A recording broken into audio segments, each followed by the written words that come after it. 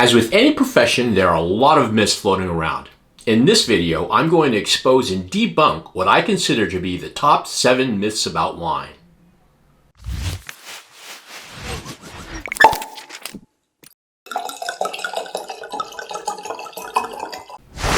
The first myth is that red wine cannot be served chilled. Now, many red wine drinkers are perfectly happy just grabbing that bottle of red wine that is sitting on their kitchen counter at room temperature, then popping the cork and enjoying a glass. And while that is perfectly fine, there are red wines that are traditionally served slightly chilled. Wines like Beaujolais, made from the Gamay grape, or Frappato wine from Sicily, are red wines that are traditionally served slightly chilled. These red wines made from grapes that are more delicate and fruity benefit from being served slightly chilled. Another time when chilling red wines can be beneficial is in the middle of summer when temperatures can reach 90 degrees or more. Red wine sitting at room temperature will exhibit excessive alcohol levels that can be toned down by throwing the wine in the fridge for 30 minutes or so. Try it. You won't be disappointed. On to myth number 2. And this is a good one because I overhear people constantly talking about wines that have age on them. I have been keeping and storing wine in my wine cabinet for over 30 years, and I can say unequivocally that not all wines get better with age. In my opinion, there are 3 things you need to have in order for your wines to age well. They are natural acidity, a firm tannic backbone, and depth of fruit. The first 2 act as a preservative, and the depth of fruit you need to withstand extended cellaring. With that said, many wines today are meant to be drunk upon release and lack the structural components I mentioned earlier, so they won't really improve much from cellaring. Now, that isn't to say a bottle of wine you bought at your local supermarket won't be able to withstand 8 to 10 years of aging and still be drinkable. Given sound storage conditions, many probably could. They just won't get any better. Myth number 3 is a real doozy. Now, I'm not going to spend much time talking about what natural wine is, because I'm going to do a video on that topic in the near future. But I will say that natural wines are a hot trend in the wine business right now. It falls lock and step with the less is more movement. Less human intervention, and more let nature make the product. And I think that's all great, but natural wines, just like regular wines, contain alcohol, and alcohol is a diuretic. If you consume enough of it, you run the risk of dehydration, which is the number 1 cause for hangovers. Sorry, natural wine lovers, if you think you could drink 2 bottles of that unfiltered, native yeast fermented Chenin Blanc from the Loire Valley and not be hungover, you're in for a rude awakening the next morning.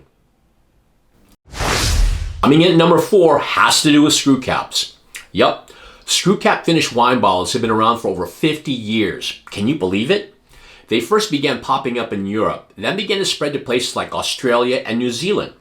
The Aussies and Kiwis believed that screw caps were the answer to their cork taint problems they were facing. Check out one of my earlier videos on cork taint. Today, over 80% of Australian wine and 95% of New Zealand wines have screw caps. It is now commonplace to see screw caps on wines around the world, especially on inexpensively priced wines. It's cheaper than using corks. This is probably how the myth got its start.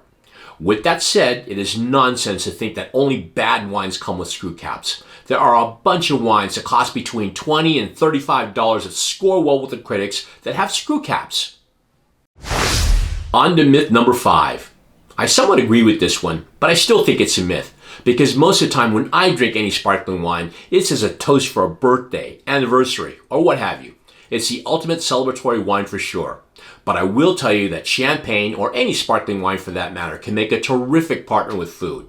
It goes especially well with seafood, salads, and even fruit. Try it with popcorn or French fries. It can be downright addicting.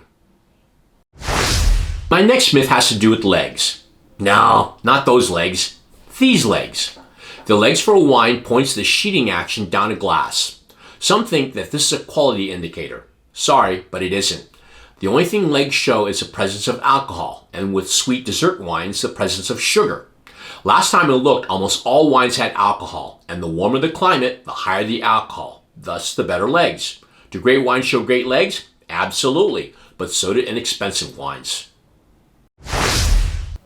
The final myth is all about price. It's really not that surprising that a lot of people still think this. After all, if you look at a $100,000 car versus a $25,000 car, there is the inherent assumption that the more expensive car is a better car. Same with the $10,000 watch versus the $100 watch. In the wine world, it's no different. And while I do agree that the best wines in the world, in most cases, will cost you an arm and a leg, there are many, many wines that are under $25 that are just as good, and in some cases better than other wines that cost 2 or even 3 times as much.